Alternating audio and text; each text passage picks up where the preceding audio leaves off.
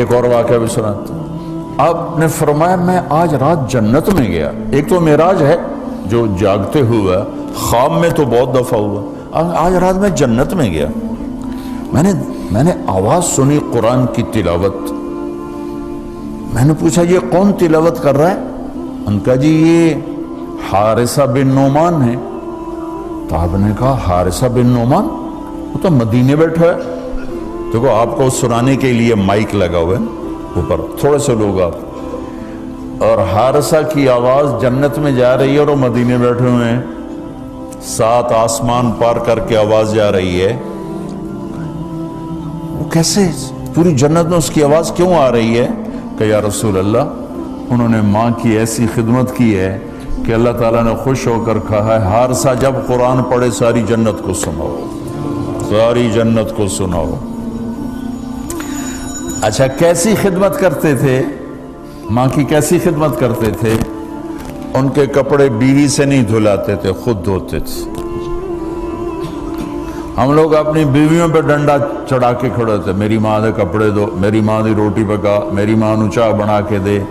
آپ کی بیوی کے ذمے آپ کی ماں کی خدمت نہیں ہے، میرے ذمے میری ماں کی خدمت، میری بیوی کے ذمے میرے باپ کی خدمت نہیں ہے، میری ماں کی خدمت نہیں ہے، میری بہن بھائیوں کی خدمت نہیں ہے۔ لیکن یہ بر صغیر کے معاشرے کا ظلم ہے کہ آنے والی بچی ٹکڑے ٹکڑے ہو جاتی، پس کے رہ جاتی، اور ایک ظلم و ستم کی چکی میں وہ قیمہ بن جاتا۔ ساس کا ظلم، سسر کا ظلم، خامد کی بہنوں کا ظلم، بھائیوں کا ظلم، تانے بولیاں۔ اس بیچاری نے بچے کیا پالنے ہیں، وہ تو روتے روتے زندگی گزار دیتی۔ میرے ذمہ ہے ماں کی خدمت، میری بیوی کے ذمہ نہیں ہے۔ پوچھو مفتیوں سے ماں کے لیے کیا کرتے تھے؟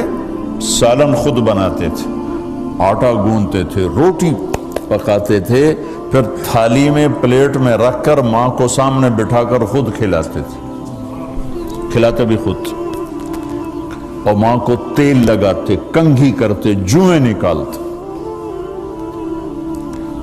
اور کبھی اماں کوئی کام کہہ دیتی اور سمجھ میں نہیں آیا تو یہ نہیں کہتے تھے ماں جی کیا جائے، اپنی بیوی کو باہر بلا کر کہتے ماں جی نے کیا کہا ہے مجھے سمجھ میں نہیں آیا۔ ایک دفعہ موسیٰ علیہ السلام نے پوچھا یا اللہ میرا جنت کا ساتھی کون ہے؟ تو موسیٰ علیہ السلام نے فرمایا فلاں قصائی